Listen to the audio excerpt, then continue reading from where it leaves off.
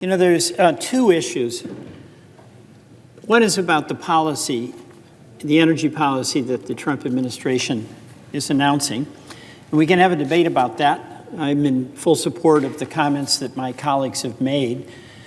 But there's another issue that in many ways is more important.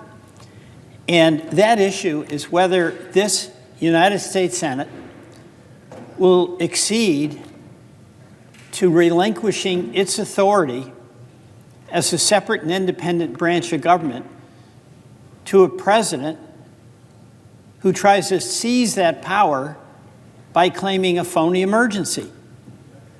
What justifies this action as far as President Trump is concerned, and legally, is the assertion that we have an energy emergency.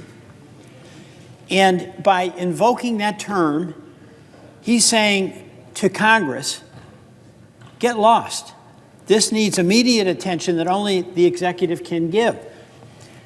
And getting lost means that we don't act as an independent branch of government and fulfill the constitutional responsibility we have to be separate, independent, and a check and balance on executive power. That is a separate question from whether members agree or disagree with the drill baby drill policy. But it's fundamental to the well-being of our democracy. And Congress in the past has never come close to relinquishing that authority.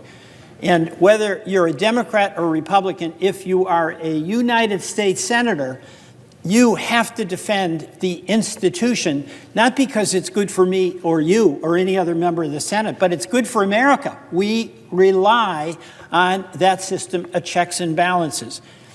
So the question is it an emergency? And as my colleagues have laid out, no, we've never had more production of power in our history. We're exporting power. The power situation is not an emergency. There's power abundance. Now, second thing, as many of my colleagues have said, there are real consequences because essentially what the president is doing is going all in on fossil fuels and casting aside the opportunities that come, economic opportunities, as well as cleaner climate opportunities with clean energy.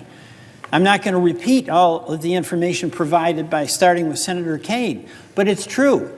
And you know, selling out, as some of my colleagues say, to the fossil fuel industry, you know, the president was reported to have said, get me $1 billion. What I don't understand is why you would kill jobs in the clean energy sector that is producing cheaper power in good jobs. There's no justification for an executive or member of Congress doing that. The other final point is that we are having this bizarre debate about whether there's a climate situation caused by carbon emissions. Reality is, we all know it is happening. We're all victimized by these wild weather events.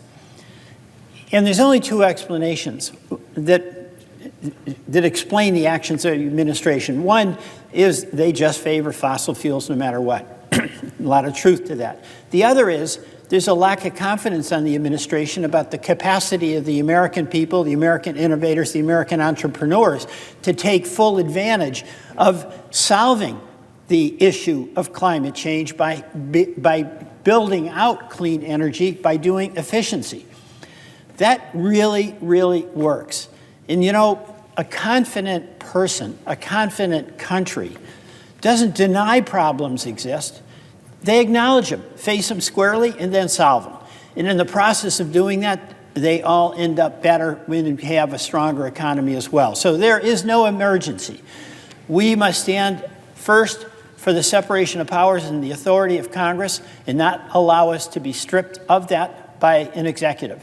And second, we have to have a wise policy that is going to create jobs to be sustainable for our economy and for our future. I yield back.